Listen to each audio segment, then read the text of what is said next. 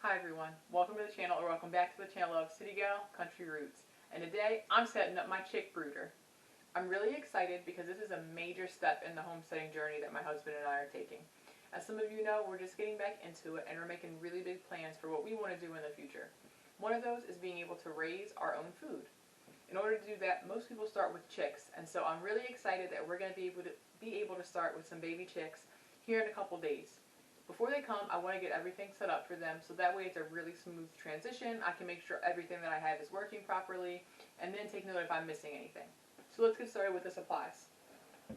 So the first thing I have is I already had it on hand, okay? It's just one of the really big kind of like plastic storage bin containers.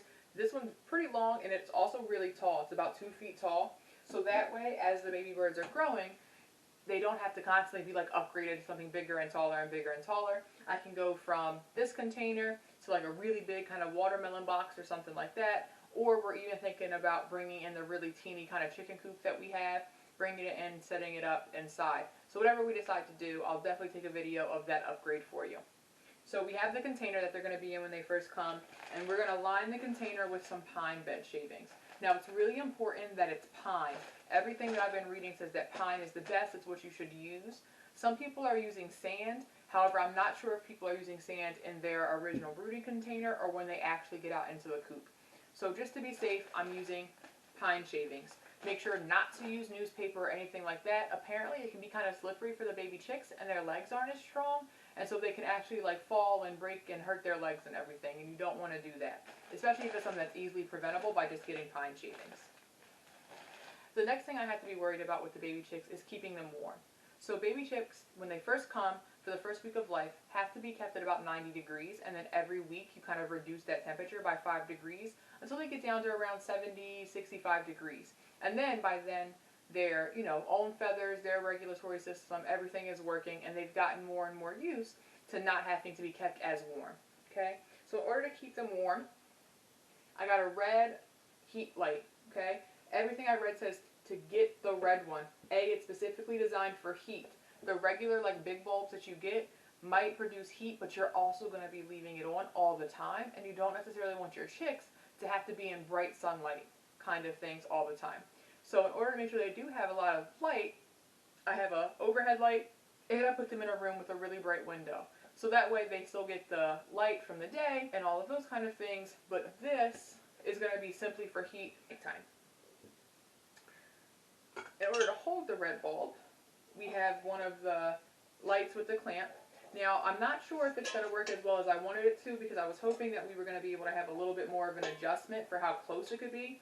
However, it didn't end up working out that way, so we might change the setup here in a little while, but we're going to test it out and see. In order to keep track of how hot it is, I got a thermometer here, and this came in a 2-pack of thermometers that I bought a while ago for my turtles basking area. So it's going to let me know how hot it is directly under the heat lamp. So I'm going to put that right underneath on top of the pine bedding just for now while we're waiting on the chicks, just so I can keep an eye on, is it right around 90 degrees, is it too hot under there, too cold, and since we can't really adjust the height, we might have to hang something up or hang the lamp from something to make sure that it's what the chicks need. I also got some starter feed. Now chicks have specific feed that they need, right? It's almost like puppy food for puppies. So they have specific starter feed, and I decided to get the non-medicated version just because I don't necessarily want my chickens to be pumped with a lot of different medicines, since we're going to be eating their eggs and potentially down the line actually eating the bird themselves in order to sustain us. Again, it's part of our homesteading journey, figuring out if that's something we're going to be able to do. So I didn't do tons of research about the starter feed. This just happens to be one of the ones that was like highly recommended on Amazon. So I got it, but I only got a small bag just in case the more research I did, I realized this wasn't the best for them. But I'm also going to ask at Pickering Farm and Feed, which is where I'm picking the chicks up, if they have anything that they recommend that would be better for them. Along with what the chicks are going to be eating, I got some organic apple cider vinegar. Everything I've been reading is telling me how important it is and how healthy it is for your chicks, and not just as baby chicks, but throughout their life, to kind of put a couple tablespoons within the water and dilute it. I'm also going to pick up a pack of electrolytes, which will just kind of help jumpstart the baby chicks, and again, it's going to be diluted in that water. And then for their food and water, I have these little like pie tins that I've never actually baked anything in. They were just in my kitchen.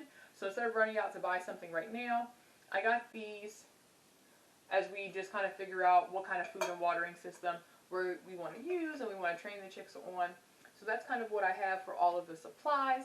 And let's go ahead and get started on the time lapse of me setting this up.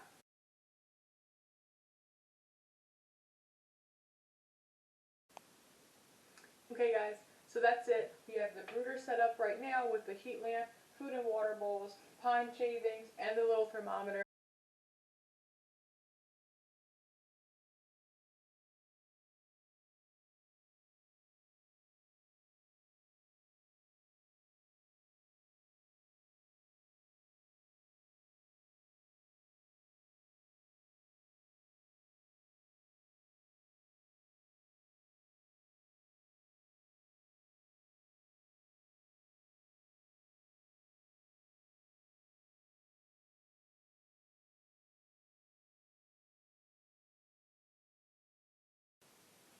Alright guys, if you like what you see, please go ahead and hit that subscribe button down below, ring that notification bell, and keep watching us for more updates on how we're learning and growing in our homesteading journey, and to watch these little guys grow up.